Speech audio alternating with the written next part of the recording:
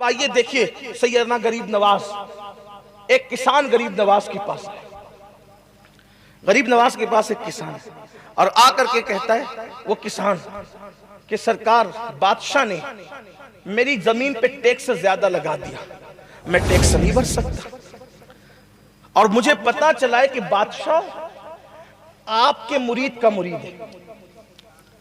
جو دلی کا بادشاہ ہے اس کا نام تھا شمس الدین التمش۔ دلی کا بادشاہ اس وقت کون تھا؟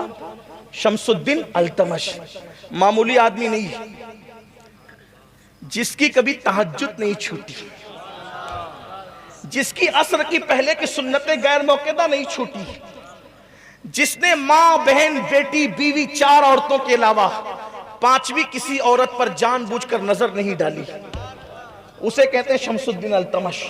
کوئی معمولی آدمی نہیں ہے۔ آیا کسان غریب نواز کے پاس اور کہتا ہے کہ دلی کے بادشاہ نے ٹیکس لگا دیا مجھ پر، میں بھر نہیں سکتا۔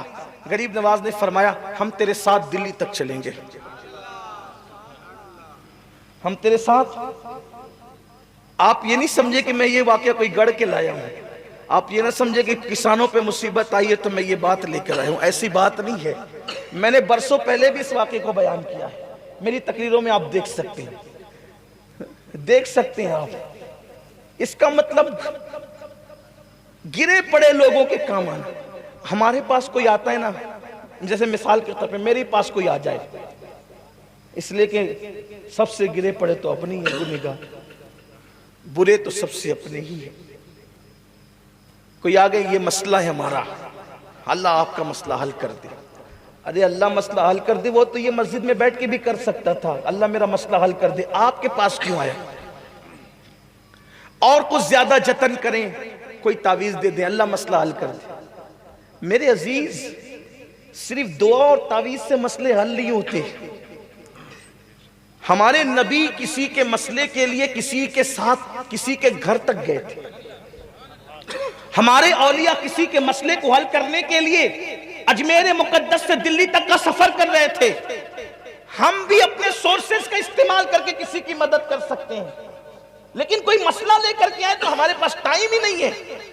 ٹائم ہے ہمارے پاس، لیکن ٹائم کس لیے؟ واٹس ایپ کے لیے ہے، فیس بک کے لیے ہے، غیبتوں کے لیے، چغلیوں کے لیے، نفرتوں کے لیے ہے، عداوتوں کے لیے ہے، فتنوں کے لیے ہے۔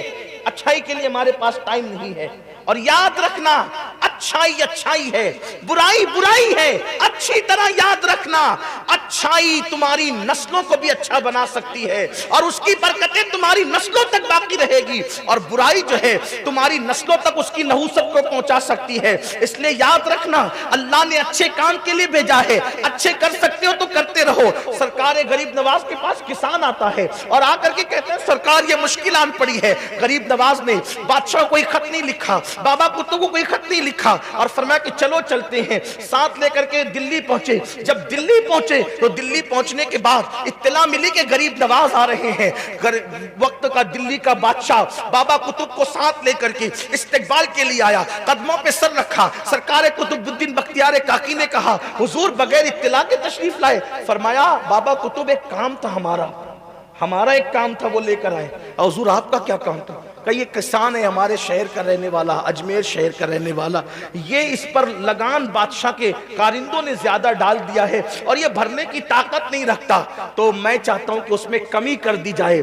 بابا کتب نے بادشاہ کی طرف دیکھا، بادشاہ نے کہا حضور مجھے اس کا علم نہ تھا، یہ سپاہیوں کی غلطی سے ہو گیا، لیکن حضور اگر آپ کو ایک خط لکھ کر کے دے دیتے تو خط پر بھی کام ہو جاتا، چٹھی پر بھی کام ہو جاتا، آپ کا نام یہ کسان لے کر آتا تو آپ کے نام پر بھی کام ہو جاتا۔ آپ نے فرمایا میں جانتا ہوں چٹھی پر بھی کام ہو سکتا تھا، خط پر بھی کام ہو سکتا تھا، میرے نام پہ بھی کام ہو سکتا تھا، لیکن ایک غریب کے ساتھ اس کا کام بنانے کے لیے جو میں قدم قدم چل کے آیا، مجھے یہ ثواب کب ملتا، یہ اجر کب ملتا؟ اس لیے کہ مصطفیٰ جان رحمت نے ارشاد فرمایا اگر کوئی کسی کی حاجت کو پورا کرنے کے لیے ایک قدم چلتا ہے تو اللہ اس کو مسجد نبوی میں 2 مہینے تک اعتکاف کرنے سے زیادہ ثواب عطا فرماتا۔